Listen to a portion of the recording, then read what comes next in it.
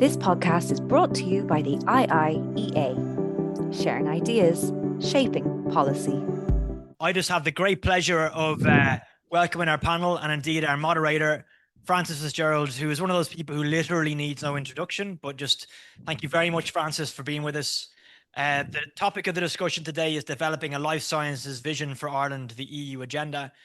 You're all very welcome, but particularly our colleagues from J&J who are partnering with us in this event, Fergus Sharp and Brita O'Reilly. It's a real pleasure to have you here.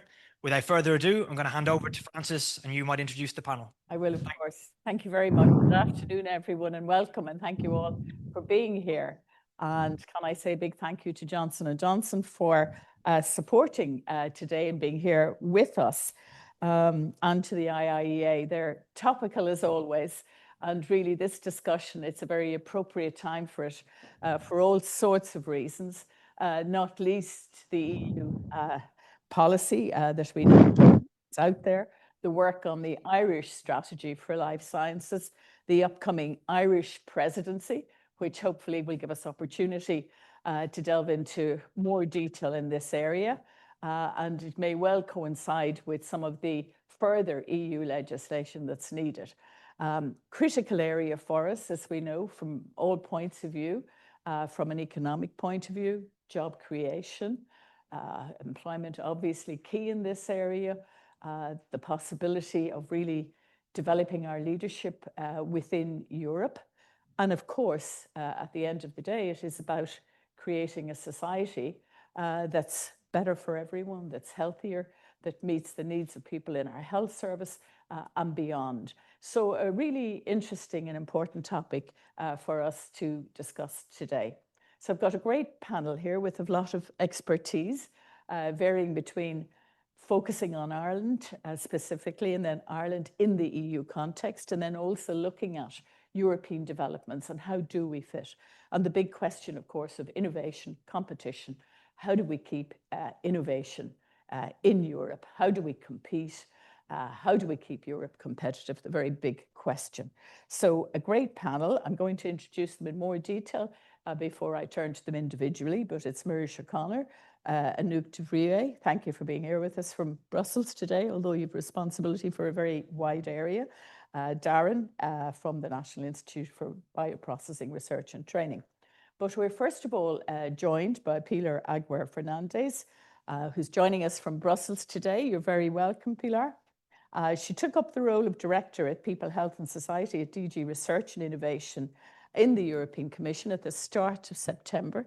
So a lot on your plate, and you really want to position with the new strategy the EU as the world's most attractive place for life sciences by 2030.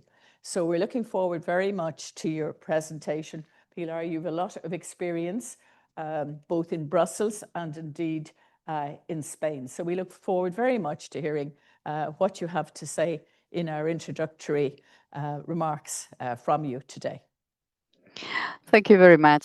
Thank you for this warm welcome. And I must say, let me start by saying something personal, very personal.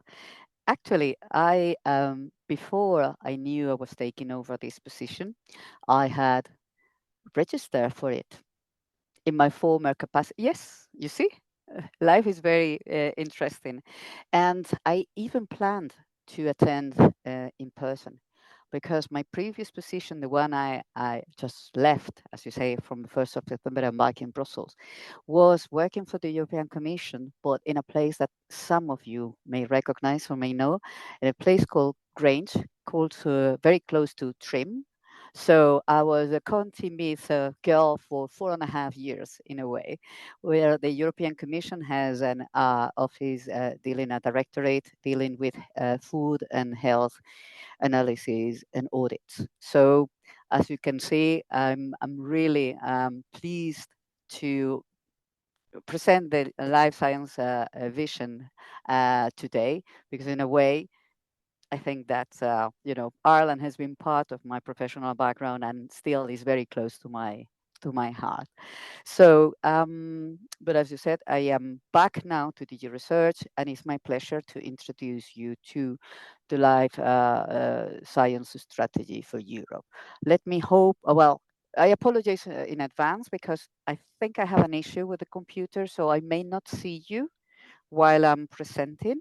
So again, apologies for this, but let's see if we can go to the real thing now. Let's see, slideshow, in theory should be putting up. Okay, so here we are. So strategy for European life science. As you have mentioned just a minute ago, life science are really key to sustain the quality of life and the well-being in Europe for the people of Europe. But not only that, they really are also crucial for our the quality of our environment, an issue that you may be familiar with, the strategic autonomy, preparedness of crisis, and for accelerating our twin digital and green transition. It has been said already, but we have to indeed make the point, particularly for Ireland, that is a sector that has a significant impact in the economy in terms of R&D, business expenditure, in terms of the contribution to the GDP and employment. And those are the figures that I'm sharing with you that are true for the whole totality of Europe. I've checked also the figures for Ireland, and there's a small bias towards the medtech sector in all. But anyway, Ireland is a country that is doing quite well in this. As you have all heard in the Draghi report, there are recommendations for strengthening the single market. We need to do that in order to boost our competitiveness and also to be prepared for crisis. Those are opportunities where the life science area are providing us with tools. So those are really let's say, the starting thoughts of these. But when we talk about life science, what do we mean? It's much broader than what people would think at the beginning, because sometimes we have to kind of little small bias to think about it in terms of always health. Yes, but just no. As you see, there are many areas where we can deliver new generation technology and products, and they go from, yes, the health part, which is of course very, very important, but also on areas related to food, agriculture and fisheries, bio-based solution, or the environment. And it is fair to say that life science is really revolutionizing some of those fields. We need them to tackle challenges. We need them to really maintain our healthy populations. We need them to protect and restore the environment, and even to reduce the environmental footprint of different products. So those are things that we absolutely must exploit better, because the truth is that EU has been so far very, very strong on the EU important action. Let me just go again to my slides. So, as it was very kindly said, our aim is to position the EU as the world's most attractive place for life science by 2030. So basically by tomorrow. Okay, so it is very, very complicated. I'm not saying it's going to be an easy task to complete, but there is one thing that we know. We know that we can't and we don't want to do it alone. We need to have coordinating action from across the entire life science value chain. And when I see that, I say from the early stages of the research and innovation to market access and deployment, but also something that maybe sometimes we tend not to take into consideration, which is the user uptake for these safe and sustainable products. And this means also working very, very closely, all of us, member states, regions, the EU level, private, public sector, all of us have a say on the matter, including patients associations and professionals for healthcare. So as you can see here, there are 3 interconnected phases: optimizing the RNI ecosystem, ensuring the rapid market access, and boosting the trust and uptake of this innovation. Again, those are the areas that we see we need to work together with all of you present in around the table today. And for that, what we have done is we have identified flagship actions, actions where we really want to pay special attention and be specifically active. So in the life sciences strategy, there are 27 actions, out of which 11 have been marked as flagship actions. So those are very high priority for us, and you can see them in here. I think that maybe I can take you through some of them, but clinical research investment plan. Why? Because we know that this is an area where the multi-country clinical trials are not happening at the pace we would want to see. And if clinical trials or clinical research doesn't happen, innovation doesn't happen in the health domain. So this is an area where we absolutely must act. And I know that Ireland has invested significantly in the last years, strengthening the national clinical trials infrastructure, but other member states have done so, and it's our role now to basically support all of these networks and make sure that we coordinate them better, to make sure also that there is more access to these clinical trials. The network of the ATMP centers of excellence. Why? Because in the field of advanced therapies, so I should have not put ATMP, I should have put advanced therapies or advanced therapy medicinal products. But in the field of advanced therapies, there are excellent centers, the really, really top-notch centers.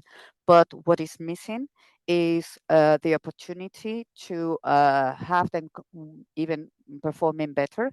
And the idea is that to break this isolation or this centers isolation, we would establish this network of center of excellence to really make sure that industry has also access to this wealth of knowledge. So, and again, promoting a holistic approach to the life science with One Health approaches.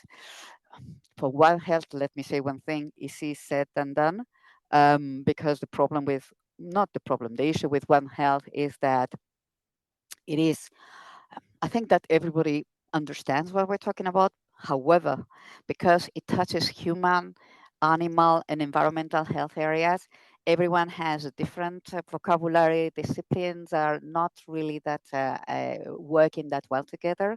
And what we would like to do in this respect is to create a bit of guidance on how these One Health approaches apply to research and innovation would happen.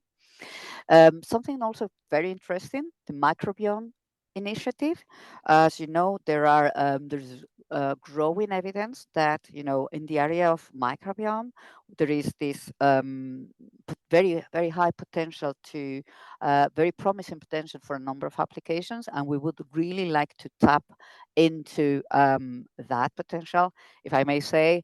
Up to September as well, there were a lot of initiatives that were done by the colleagues in research dealing with that part, which was had an exceptional leader, which was John Bell, an Irish national that has also just retired.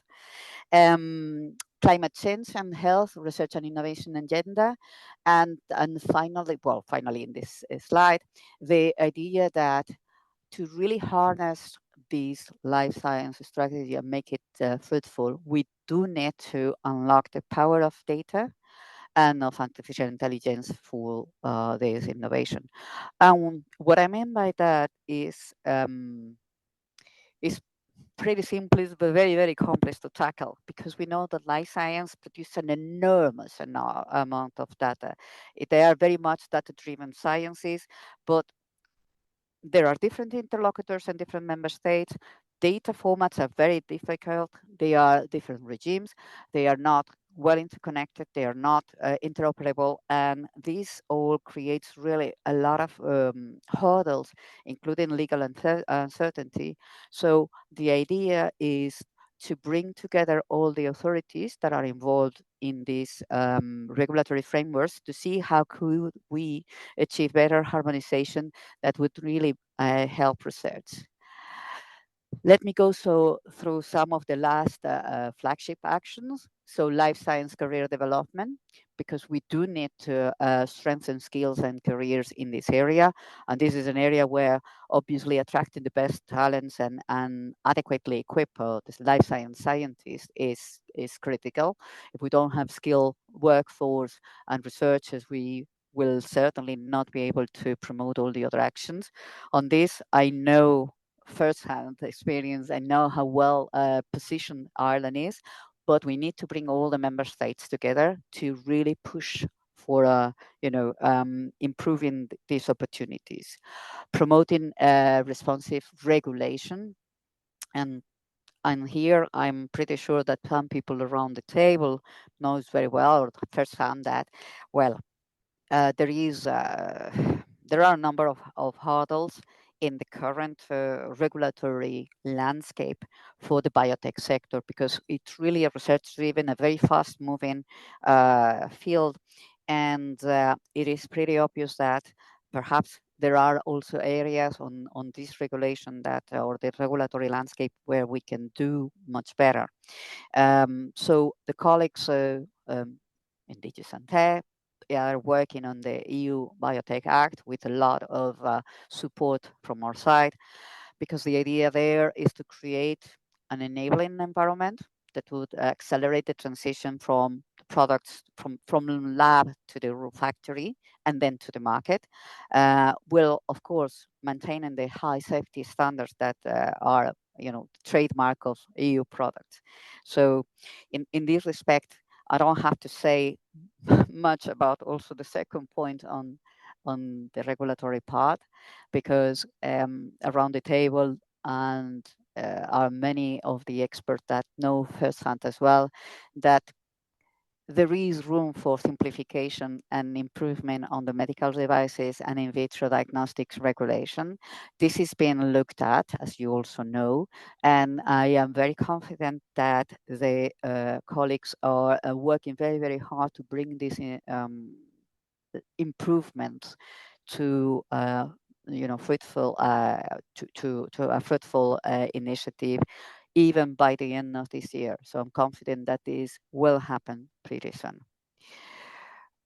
Something which is not necessarily only for life science, but in general, in when we talk about research in Europe, is access to funding. So we want to, for the life sciences, we want to really overcome this hurdle.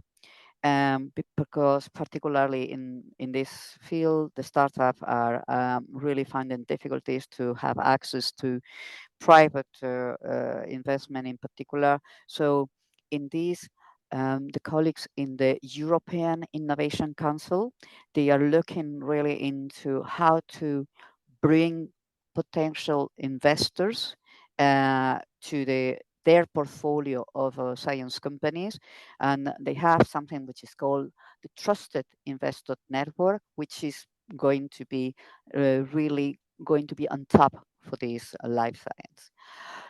Finally, something that is also has got a lot of attention from the colleagues all over the Commission, but I think that even beyond that, we have promised to have a kind of extended governance, and we are very, very keen on having very good stakeholders engagement.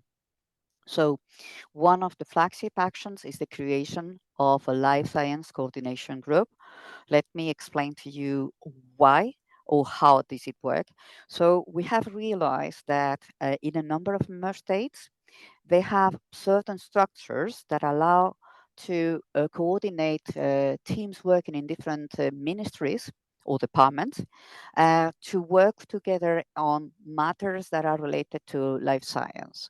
So that was quite inspiring. And together this with the call by the stakeholders during, we had a call for evidence. So the stakeholders that replied to that call for evidence also mentioned in a lot of their responses the need for this coordination group. So we will have an internal structure across the Commission services where we will ensure the coherence between the different policies and the different actions and the funding activities or other activities that we take into consideration. And there will be, this needs of course to be yet developed, but there will be, the group will work with external stakeholders, actors, both in the private and the public sectors, to identify the challenges, to see the opportunities, and to make these a reality. So I think that I'm, reaching the end of my presentation. I would really be pleased to hear how you see the involvement and engagement, not only at the national level, but also at the European level, or in particular areas that you are certainly interested. And let me just see. So I'll try my best, although I'm not very good. So Guruma Yahud, good? Did I say it well? Yes, very good. Thank you. I'll try Pilar. my best. As I say, my contimate accent can be improved. Thank you very much indeed. And thank you for that very helpful overview of the policy at EU level. You've covered such a wide range there. And of course, we all know that the policy is incredibly important, but it's actually the actions and the implementation that will make a real difference. And you've outlined all the areas where action is needed. Just before I go ahead, a few housekeeping rules to say, if anybody's watching, we know there are a lot of people signed up to join the discussion online. They can use the Q&A function on Zoom to put in questions, and we'll get to those later.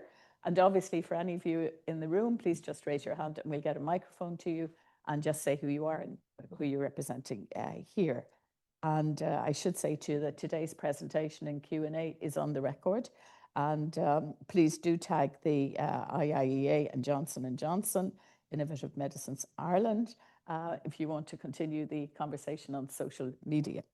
So I'm now going to turn to Mirish O'Connor, who's the Assistant Secretary at the Department of Health, Head of Research and Development and Health Analytics.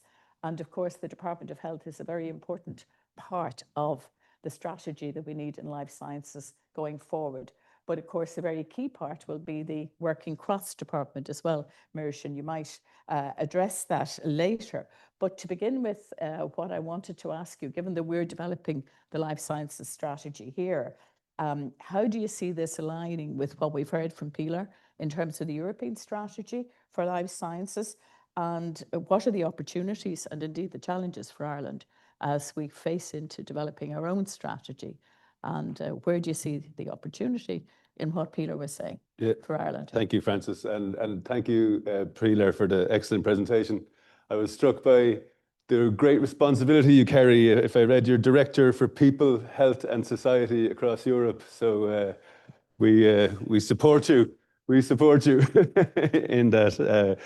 No, it's excellent. Ireland strongly welcomes the Commission strategy for European life sciences, and we will absolutely proactively work to support implementation. I don't think I've ever read a European paper that resonated so strongly. I would describe the alignment with Ireland's sort of ambition and Ireland's interests as total. And the timing, I think, is ideal for us, as you say, as we move to fulfill the Programme for Government commitment to develop our own national strategy. So we share the Commission's view that this is an area of strategic opportunity for Europe. And it's an area in which we in Ireland, and I think we across Europe, have strong and solid foundations. And this can be seen in certainly the pharma and medtech industry in Ireland and in elsewhere across Europe. The strong academic foundations, the investments in research, the fusion of academia and enterprise that we have sort of worked with in clusters here resonates very strongly. The Commission's analysis speaks of a research and innovation ecosystem, and I think that highlights the breadth of the life sciences that was Pilar brought out very clearly. And this requires us to work collectively across government as well as between governments. And I would say working across government is something we were not always good at, but I think, I don't know, Brexit in particular and other things has really improved our capacity in Ireland, I think, to function across governments. And I think any challenge worth undertaking spans way beyond the breadth of any one department. So here in Ireland, our enterprise department, and Emma Jane Morgan is with us here, will lead on our national strategy. But as Pilar says, it pulls in agriculture, health, DFERRIS in particular. And as I say, the strategy talks about the importance of data, the importance of skills, the importance of regulation. And it aligns very well with other aspects of European law and the European health data space. It is already being implemented. Denmark is currently in the presidency, and I had the pleasure to be in Copenhagen at the European Health Ministers meeting at the start of the week. And literally, it was very practical and concrete discussions about moving forward on upscaling our performance in clinical trials, consolidating all the rigmarole that goes into organizing a clinical trial, centralized research, ethics, approvals, and so forth, and working towards a kind of a multi-country platform for that. Simplification is a theme, and agility is a theme, as you'll know, across Europe, and that's one that we would want to progress through our presidency. I think in the Draghi report and that there can be a kind of a pessimism around Europe's future, which I think is unjustified in this space. I think we have really strong foundations and a kind of a determination to work together to maintain the strong place we have. Just finally, as Peter says, we have our presidency in whatever, less than a year now, and much of this will fall to us to lead on the Biotech Act. It feels like I'm interested, Pilar, in the timing of the Biotech Act, but it certainly will be one that will be live, and maybe simplification of medtech and diagnostic regulation and clinical trials. Ireland stands ready to move forward with the rest of Europe in these areas. Thank you. Great, Mirish, thank you very much indeed. And I suppose one thing that strikes me listening to you is how, and to Pilar, is how do we accelerate all of these actions? We're well positioned, but it's the acceleration, isn't it, in order to be competitive, and they're working cross-department, particularly, I suppose, particularly in relation to the development of the strategy. Yes, yeah. And I think in health, like when I see the strengths we have in our enterprise base, in academia, it hurts me to admit, I would say one of our weaknesses right now is our national health data isn't as sort of established as it should be. And we're investing in that, and we're working through the European health data space to progress that. We are committed to establishing summary care records for all Irish people, consistent with European standards, and that will provide the foundation for secondary data analysis for population level research. So we recognise we are shoring up that and then working with other departments too. Okay, thank you, Mirish. Let me move on to another guest here today, Anouk de Vrouet, who's the Head of Government Affairs and Policy at Johnson & Johnson, with responsibility for a very wide area, Europe, Middle East and Africa. We're delighted you've joined us today, and can I take this opportunity to thank Johnson & Johnson Innovative Medicine Ireland for your trust in Ireland and your investment in Ireland over a long period, with 6,000 employees and many plants throughout across many counties. So we're delighted to have you here today, bringing your experience, your very wide experience as Head of Government Policy for Johnson & Johnson, as I say. And you've led policy engagement across the region since 2021. And you joined J&J in 2016 as Senior Director for Government Affairs and Policy after more than a decade involved in other arenas linked to your current post. So I won't go into all the details of your CV, but suffice it to say we're delighted to have you here today and look forward to hearing what you have to say in relation to the perspective of Johnson & Johnson and where to in the future in life sciences, a big question. No, thank you very much, Frances. And actually, my very first job was in the European Commission, working in the department that was responsible for the European Medicines Agency at the very beginning. So it's actually a couple of decades ago, but I shouldn't say that probably. But no, thank you very much for having me here. And I think this discussion on the life science strategy is not only timely, I think it's really urgent.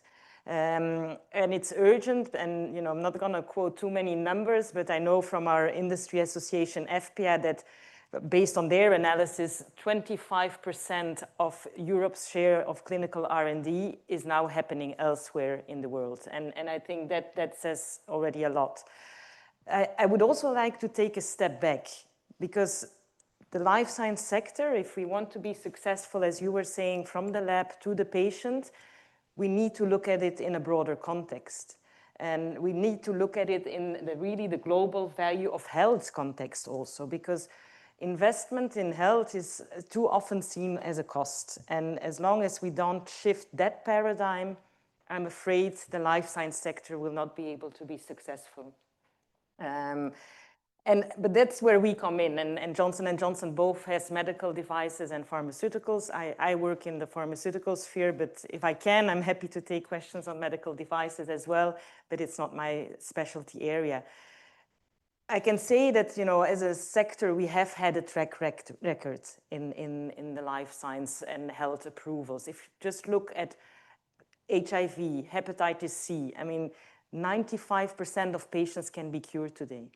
This would not have been possible without pharmaceutical innovation, and we shouldn't forget that. And that's because of the investments that governments have been willing to make in the past, and that needs to continue, because those investments are not just for the patient, it is also for the broader economy, because, we see, for instance, in cancer patients today, 3/4 of them continue to work while they are on treatment. That's amazing.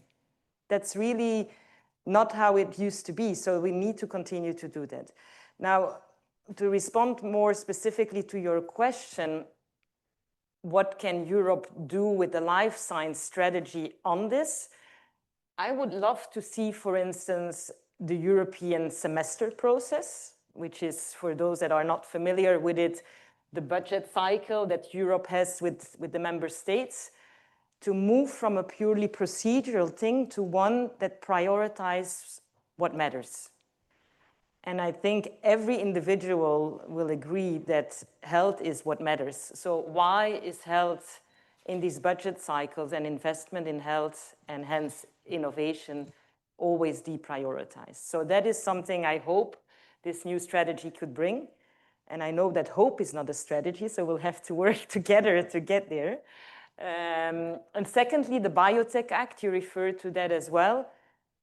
It really, because our sector has just gone through quite a lot of European legislation impacting us.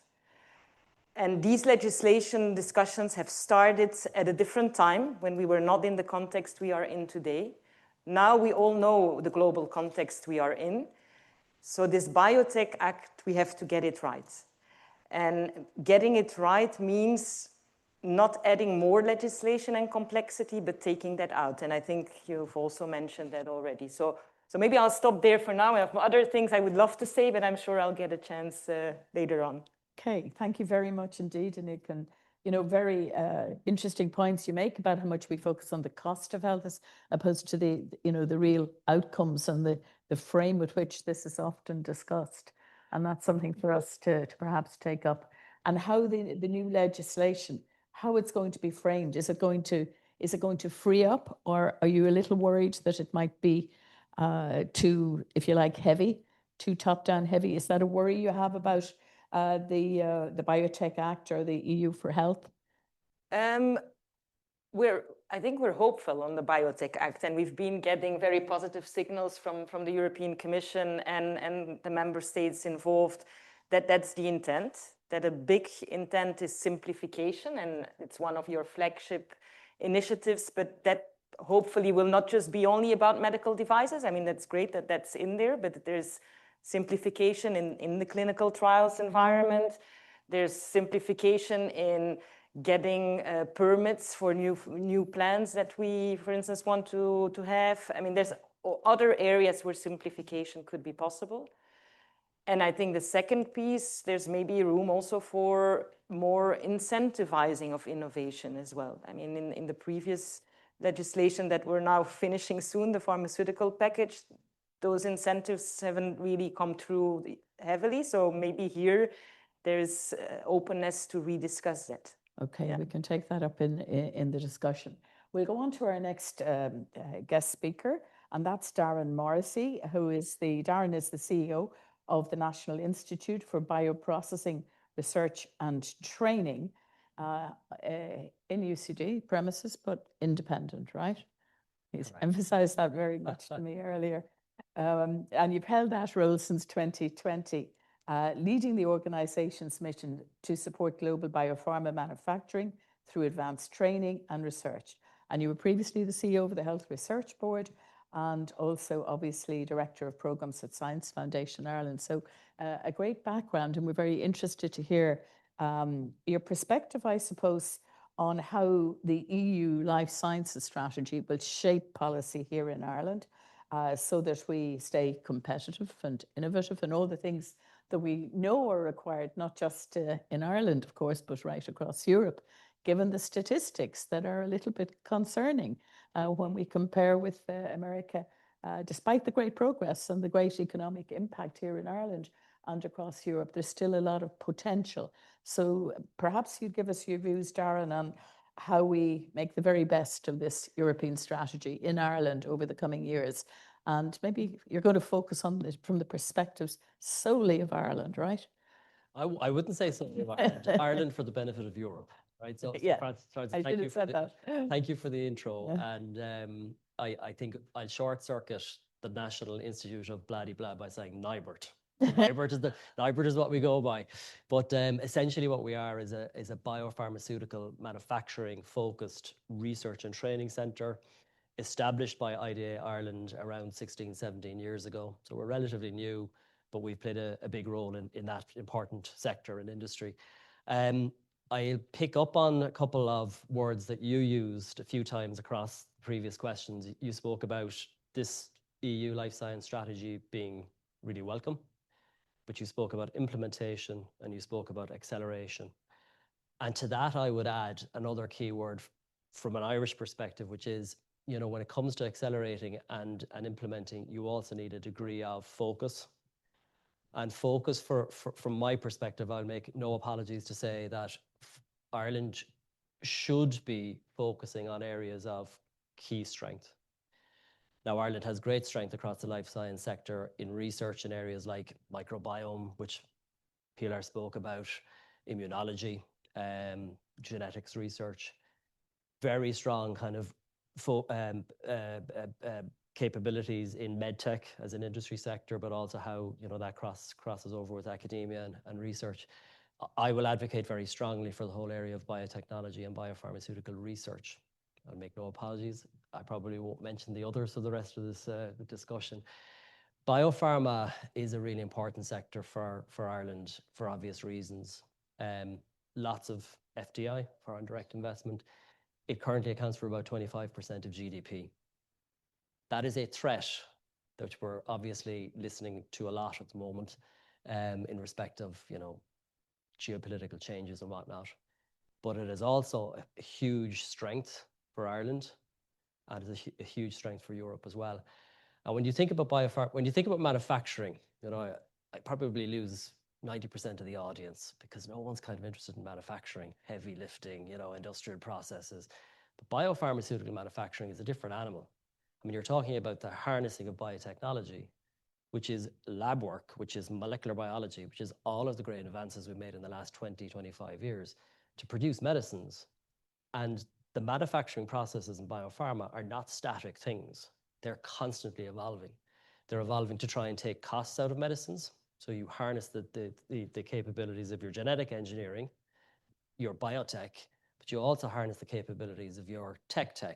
So increasingly AI is playing a role, automation is playing a role. Put them together, you're accelerating drug production, you're accelerating and reducing drug costs. Now that's a potential, and I know it's only a part of the story, but that's what you're focused on. And even more important than that, you're actually using that technology to develop new medicines. So before, when you discovered a new chemical, you figured out how to make it, and then you pretty much had a static process forevermore. In a biotechnology, you can utilize tech to produce very bespoke and personalized treatments, things like cell therapies, gene therapies, and going from there to getting them into a patient actually in active use is a much shorter process. You need agility, you need flexibility. At Nibert, we do a lot of that. We train people on highly regulated manufacturing processes. We currently have 50,000 people working in the industry in Ireland. These are not heavy lifters. These are high-tech manufacturing focused individuals. And we also at Nibert do a lot of the research on ironing out the kinks of the manufacturing process. Sounds easy, but consider your COVID vaccine back 5 years ago. Consider the -80-degree storage issue with mRNA, which is a biologic molecule or a biology-based molecule. Storing at -80 is a manufacturing issue. And that's the type of work that Nibert does, is taking that -80 storage to room temperature storage, which of course, takes the costs out of the medicine, but then also cascades it around the world in terms of transportability and so on. So I suppose I'm advocating strongly that we consider Ireland's real strengths there within the context of the EU strategy, the life science strategy.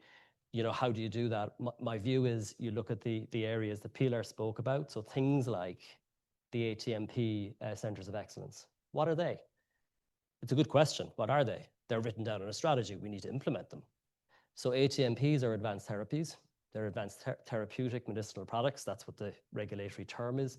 Essentially, they are cell therapies, your gene therapies, and your so on.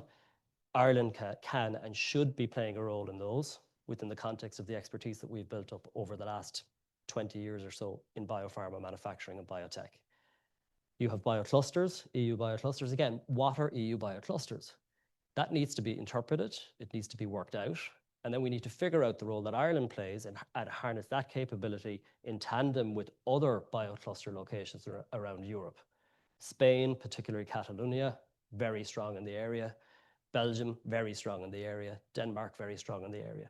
So I suppose at this point, what I'm saying is, I think we need to get real and get focused.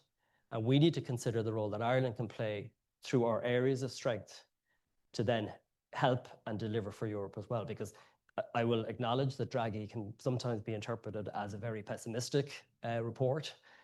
The reality of the situation is that in the world of biopharma, biotech, Europe accounts for 20% of the new molecules and the new products in development currently, of which there are thousands. 40% are in the US, 40% in the Far East and China. So we are behind the curveball. That's very big, mixing my terms there. I've invented a new term. We're behind the curveball, and we need to get real, and we need to get focused. And so things like competitiveness really sit behind medicine's resilience. And I bring it back to COVID. So during COVID, we realized in Europe that we did have a deficit, and the deficit wasn't smart people. It wasn't innovative thinking. It boiled down to manufacturing. That's what it boiled down to. So I'll maybe stop there and we'll keep the conversation going. Okay, excellent. So some provocative thoughts there. Can I come back to you immediately and say, what are the barriers? What do you think? I mean, you've described what we need to do, the strengths we have, the potential that's there. What, in terms of, say, collaboration or that focus you're talking about, where do you see the leadership on that needing to come from? And what would you say are the key barriers? Just to give us a flavor of your thinking on that. Yeah, well, look, I mean, the Irish government, when it created Nibert, set in train a series of actions that were like a snowball. You couldn't have made it up. You couldn't have planned for it necessarily. 150 million euro went in, over the years, and there's been success. like everything, the barriers are going to be multifaceted, and you need to think about them all. I think first and foremost for me, it will always come down to, for my research funding colleagues in the audience, it does come down to a level of funding. And I think research funding, and particularly focused large-scale research funding, is very important. So you talk, again, I mentioned bioclusters. What does that mean? Where's the funding coming from? How do you make it happen? So funding is one thing.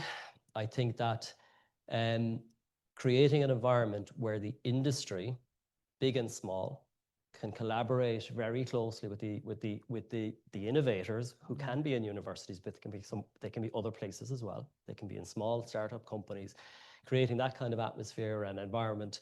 Ireland has been very successful in that regard, by the way, but I think Europe can get better at it, and it can take down some of the, maybe, I don't want to label it as bureaucracy, but sometimes that exists. I do think that, I mean, there's great ambition in the New Horizon Europe funding that I'm hearing about, in terms of the level of budget there. So that would certainly impact things. There is also something around regulatory bureaucracy, which we need to look at as well.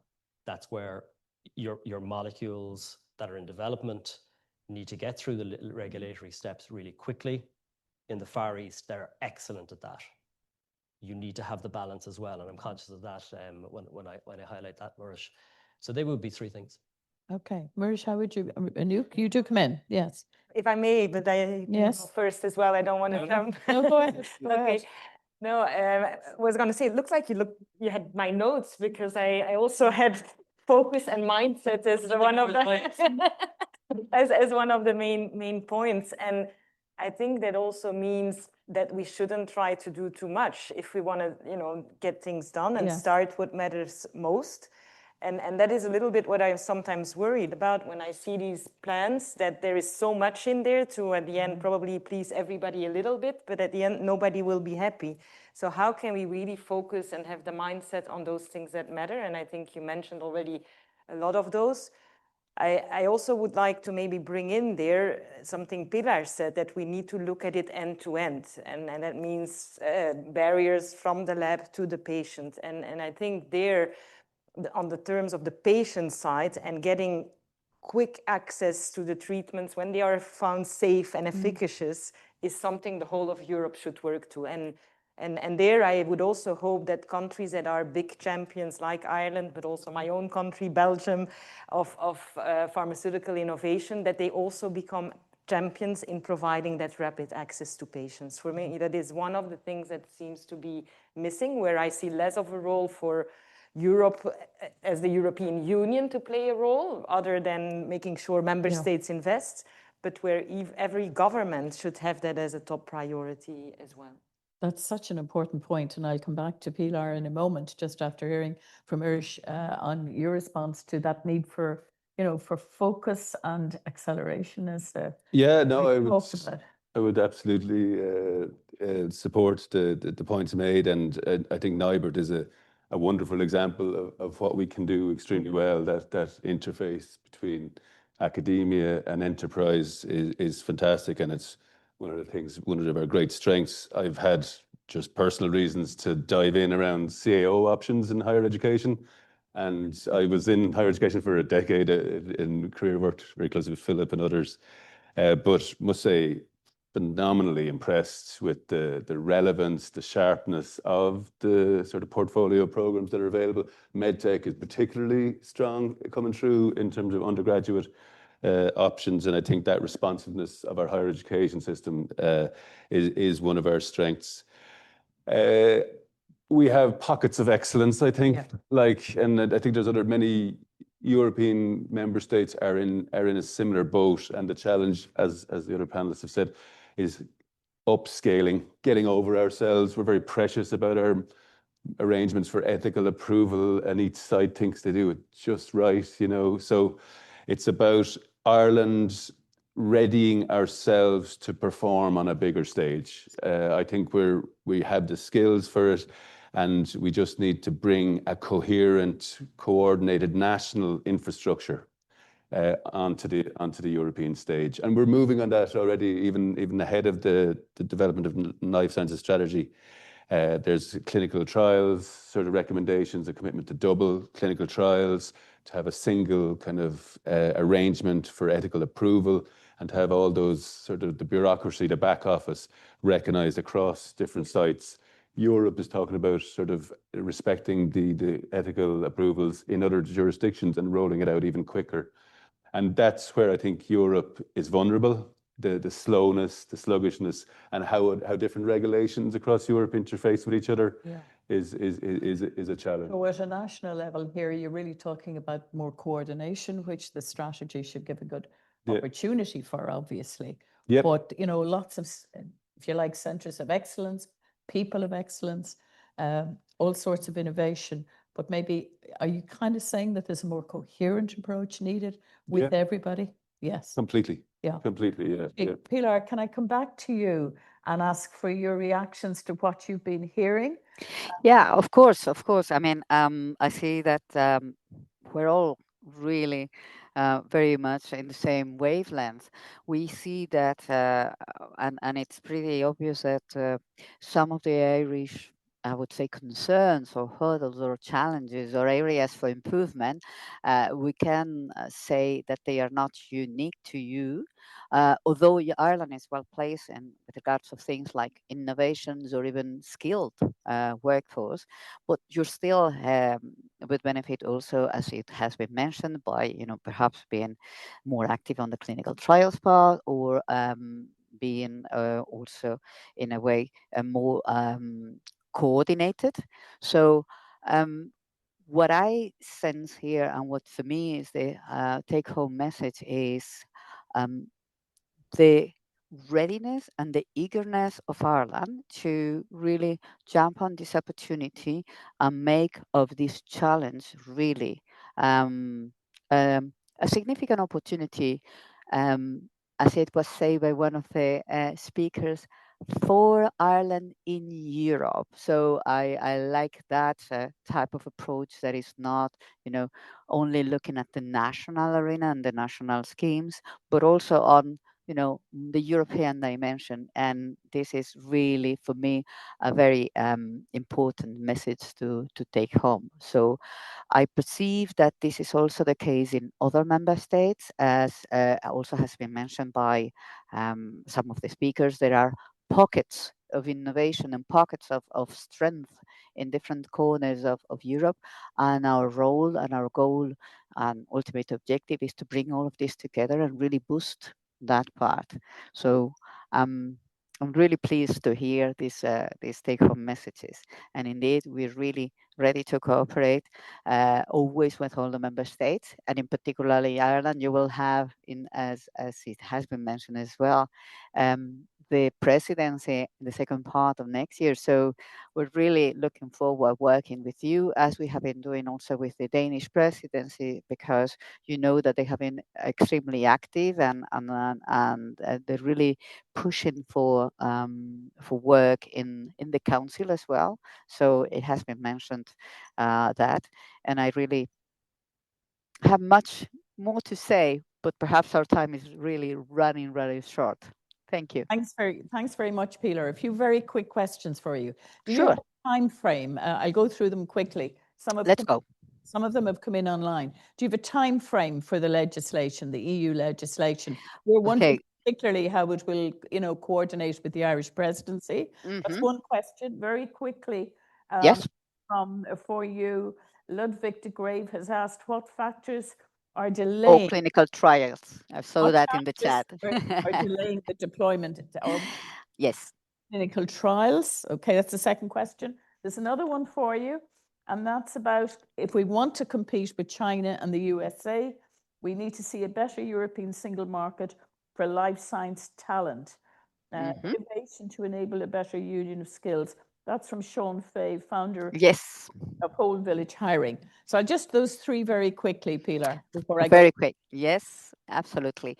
So for the timeframes, as you have, I will focus on the two more, let's say, regulatory oriented things that I have mentioned.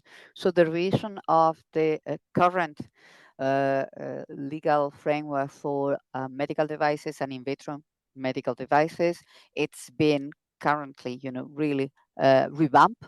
And the target is to have it proposal put on the table before the end of this year.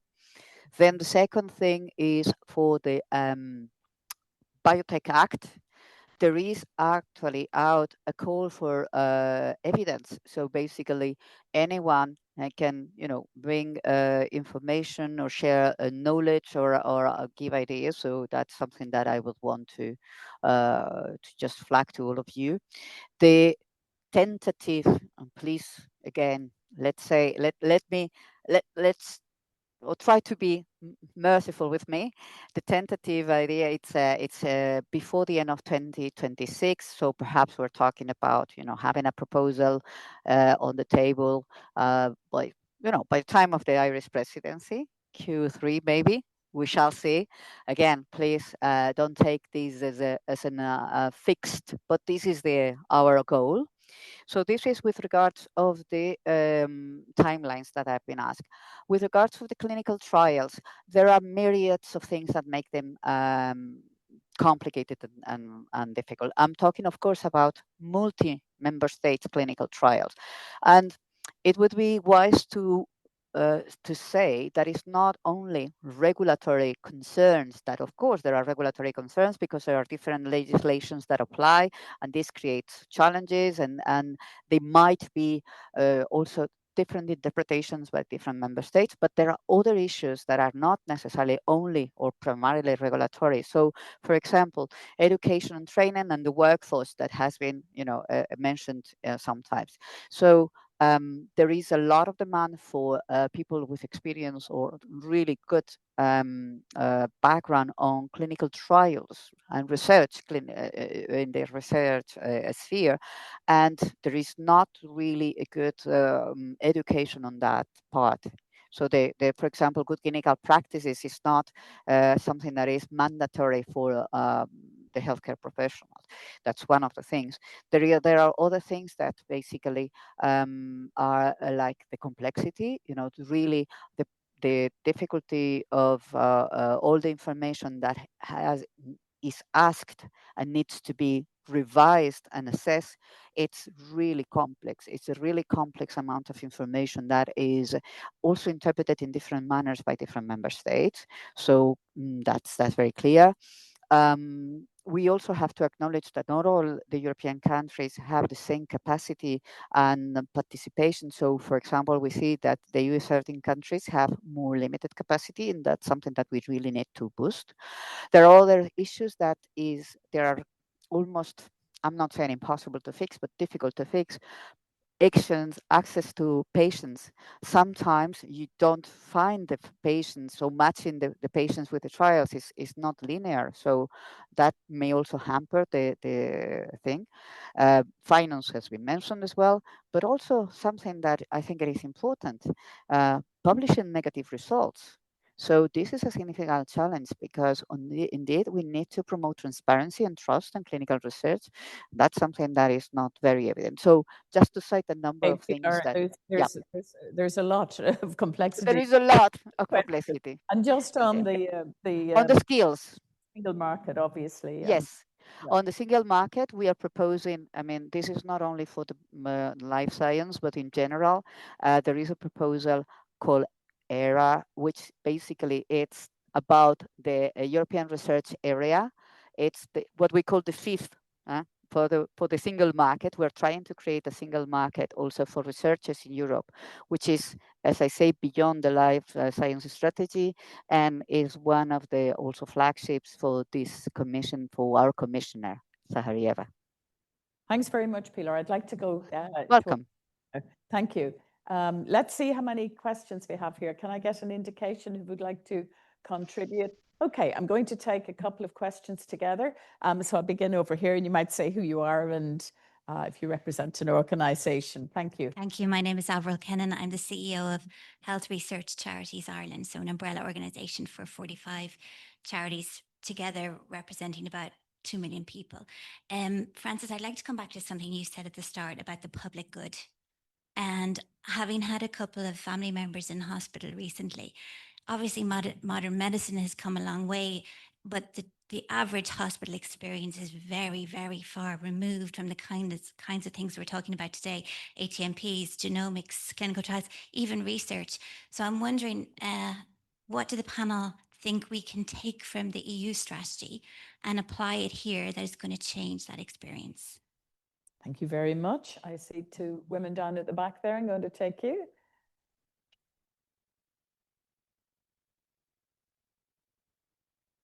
Vicky McGrath from Rare Diseases Ireland. So we're an umbrella organisation for patient organisations in the country. There's probably a couple of questions that I might have following on what Avril has just said. I wonder, and I think Murish referred to the health budget seen as being kind of like on the wrong side of the books, let's put it that way, not driving innovation. How do we transform our health systems to be drivers of innovation? Because I think that that's ultimately what we need to do. We've managed to achieve that over the last number of decades in terms of universities that don't provide education. They provide everything that we see today. So how do we do the same with our health systems, with our hospitals, with our community care? The role of patients. I think that we're very tied up in health systems, I'm guessing around Europe, but definitely in Ireland, around risk. And risk reward is very different when you're living with a rare disease or when you're in a hospital setting. What does that actually really mean? And why are we killing ourselves over things like that? In terms of Europe, being a small country in Ireland, we don't have enough bums on seats to do all the things that we want to do, that we want to achieve. And how can Europe help small countries? What can Europe do to enable innovation to be adopted?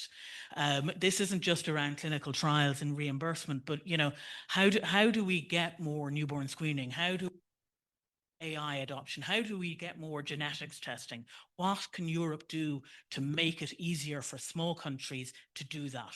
Because at the moment, we are struggling to find people to do all of the assessments that need to be done. And then the final thing I would say is, I was really interested in what Darren was saying around, and Murish in fairness, around, how NIBRT and the CAO, they've all transformed from, certainly when I was doing things like that, the opportunities that are available to, I guess, educate yourself in areas that are applicable to industry. And yet I do feel that our med schools haven't really grown with that type of, let's see what are those innovations that are happening in society and how do we adopt those in medicine. Now listen, you've asked about 5 questions there. But we get the panel to do their best. I'm going to take one other question and then go back to the panel, and then I come back to the audience again, conscious of the time. But just get a flavour of what's on your mind, and I get their best thinking on those questions. Two very quick things. The first is, it's wonderful to be here. It's wonderful to know that we have a life science strategy. I'm coming from Novartis, Evelyn Mulroe, and my question is really around, where does the leadership of the life science strategy of the Irish government sits in enterprise at the moment? So how connected is HealthMERS with that and with the drivers of that? Just follow what Vicky has just said.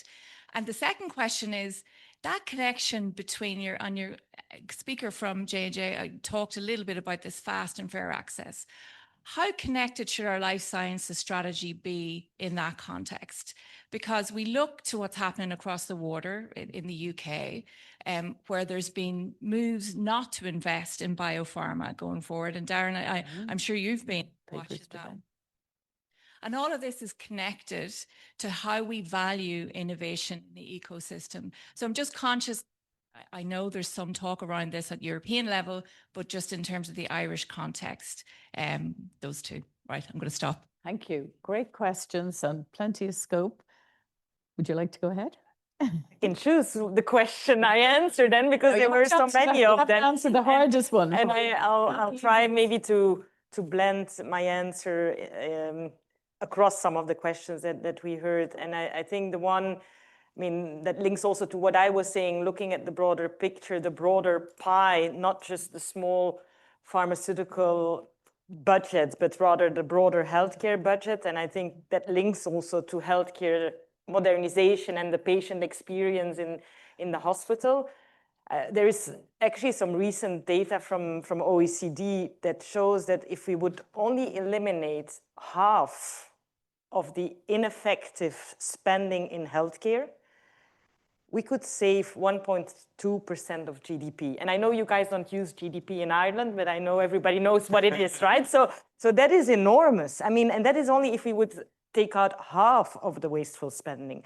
And if that would then be reinvested in better patient experience, in investing of the innovations of the future, so that we can continue to tackle the diseases we don't tackle well today, then I think that would be an enormous step forward. And I mean, one example, for instance, if I may, bladder cancer, up till now, and we just lost a friend, you know, the only option was bladder removal.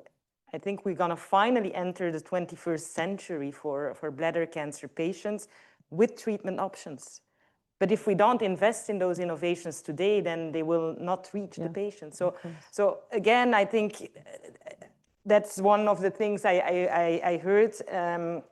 Maybe the small countries, collaboration in Europe, coming from a small country myself, I really think we should indeed, on the centers of excellence, I mean, J&J is very involved in cell therapy as well.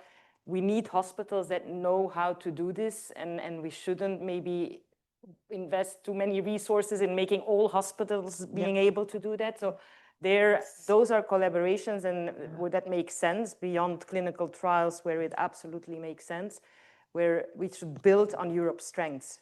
And those are strengths. I mean, our healthcare systems, even if they are under pressure, we are the only region in the world that still has universal health coverage as a general thing. We shouldn't lose that, right? So that is, yeah.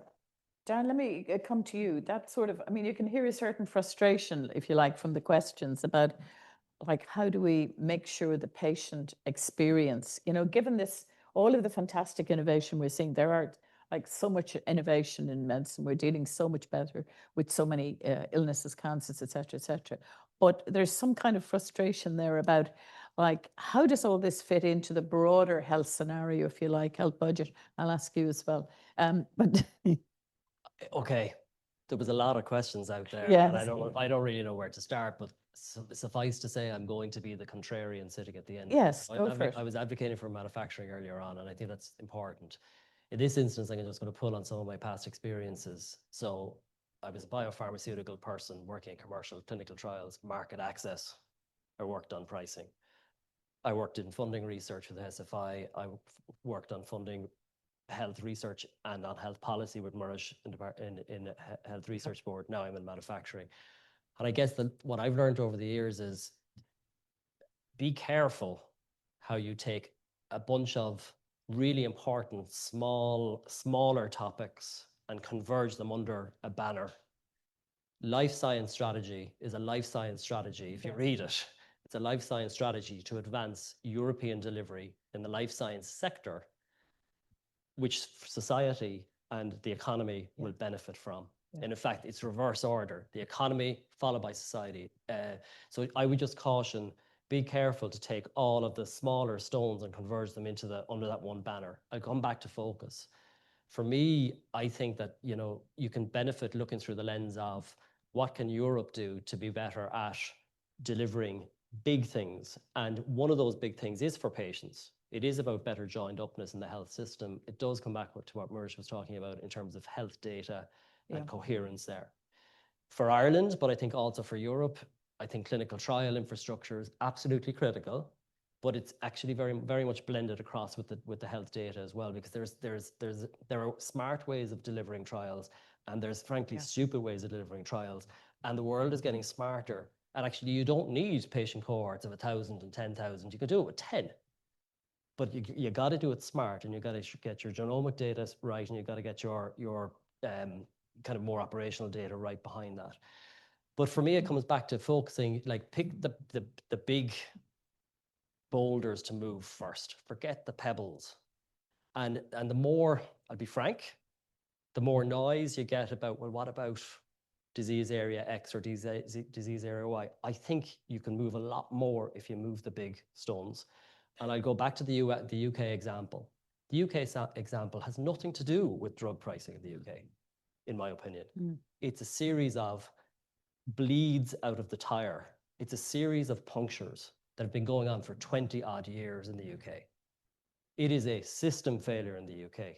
I hope this is probably being recorded. So it is a system failure. On the record. It is a system failure, and it is a system failure that we need to be cautious in the European Union and Ireland that we don't repeat the same mistake. Concentrate on the big boulders, and patients will benefit at the end of it, and they can probably influence it as well. But the big boulders, and biomanufacturing happens to be one of those boulders.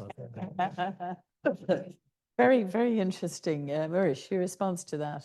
Yeah, the question, yes. Interaction, between, if you like, the sector we're talking about here, exactly the point that has just been made by Darren about don't put all the sort of eggs into one basket. Don't blame, if you like, almost the sector if you're not quite getting some of the points that have been made by the questioners right. But it is complex, isn't it? And you're at the center of trying to deal with, every element to that. Yeah, no, they were great questions, and I think us being coherent nationally is the best way to deliver for Europe and to contribute to the ambitious European agenda. Vicky spoke about how Europe can help small countries, and Avril spoke about looking for the public good. And I do go back to us in still bringing a national health information system to the table, I think, is the most urgent thing we need to do. The electronic health records will take a long time to roll out, but there are shared care records that we can do. We're legislating to give the HSE authority to connect data. And I think that population level data is really vital. I think patient as a partner in innovation is really important.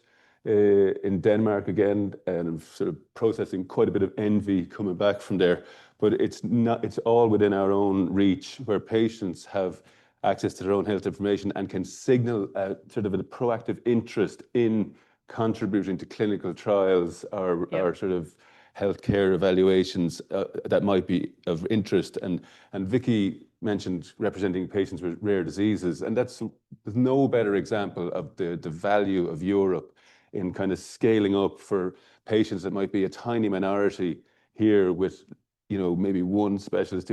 Those specialists can connect across the European health data space as well as the patients. And I do think there's huge opportunity.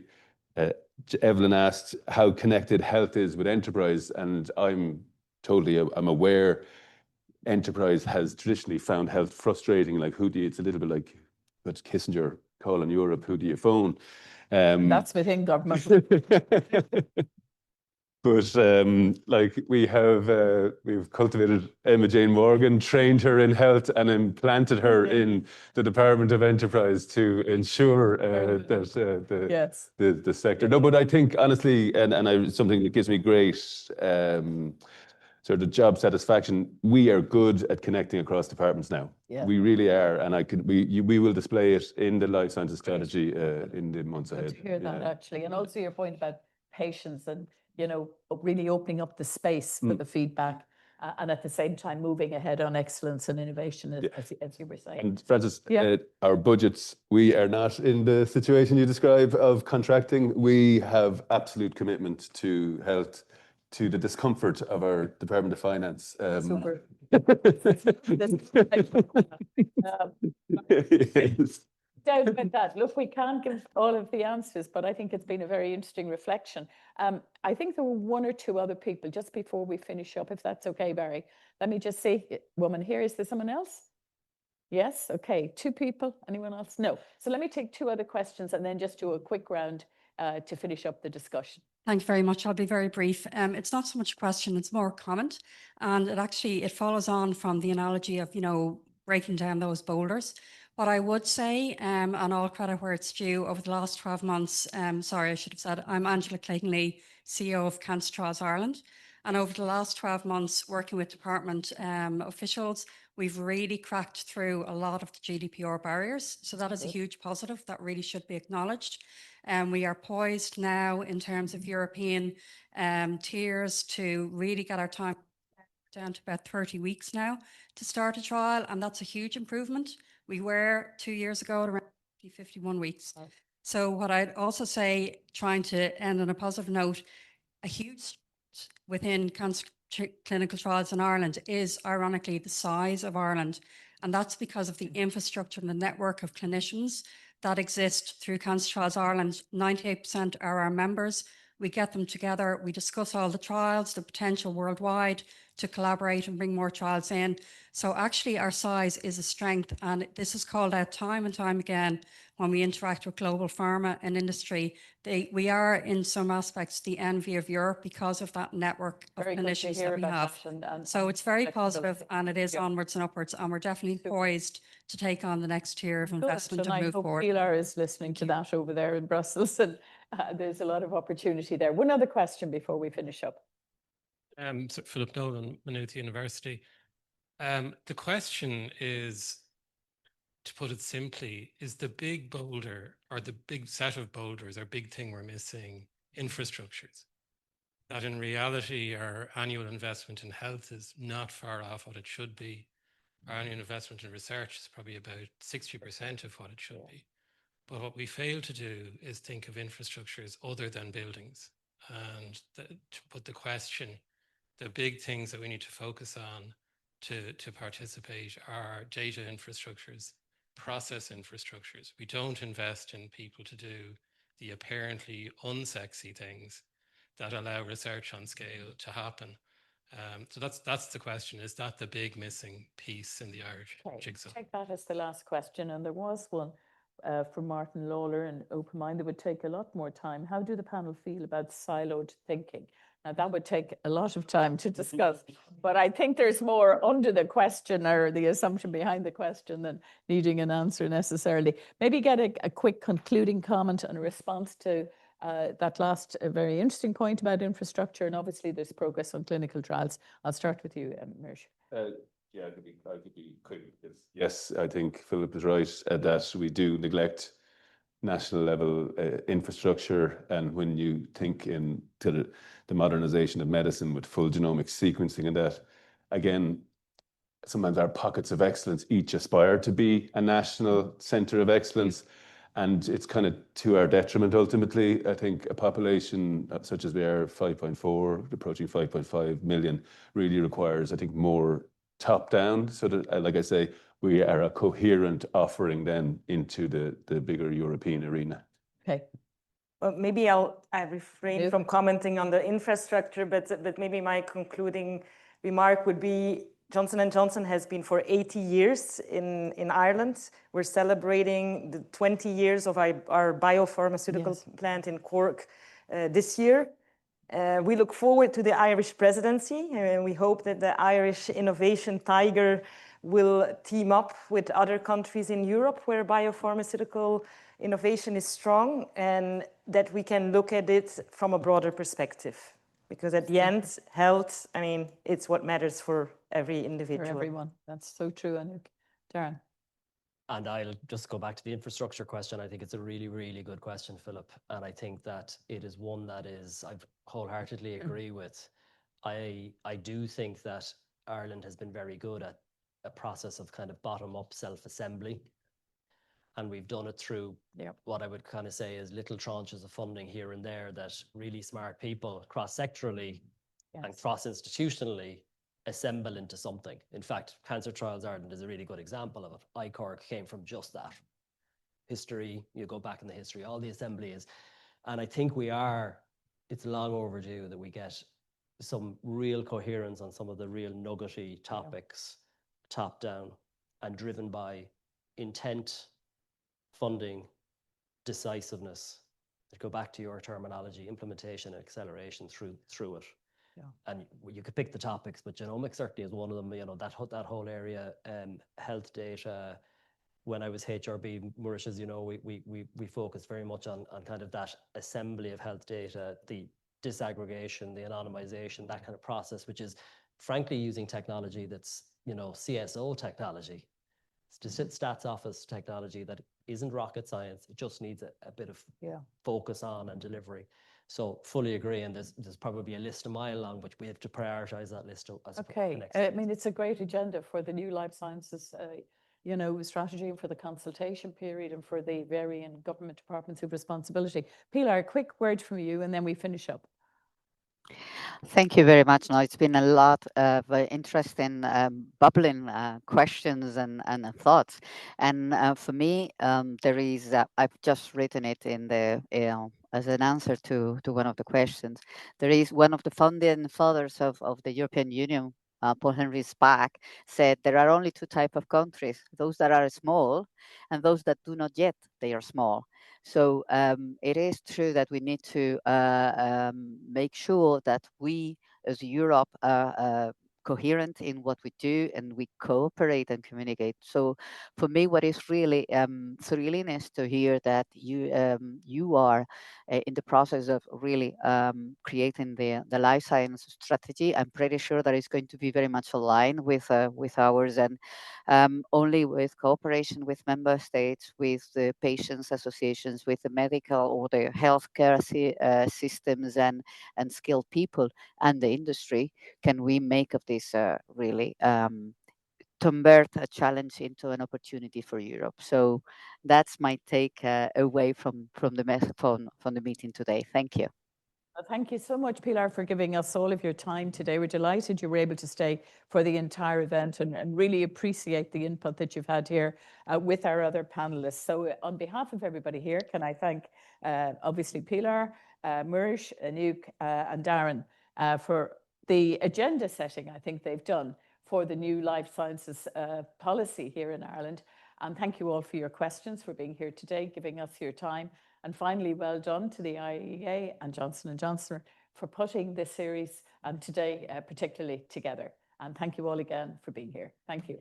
This podcast is brought to you by the IIEA, sharing ideas, shaping policy.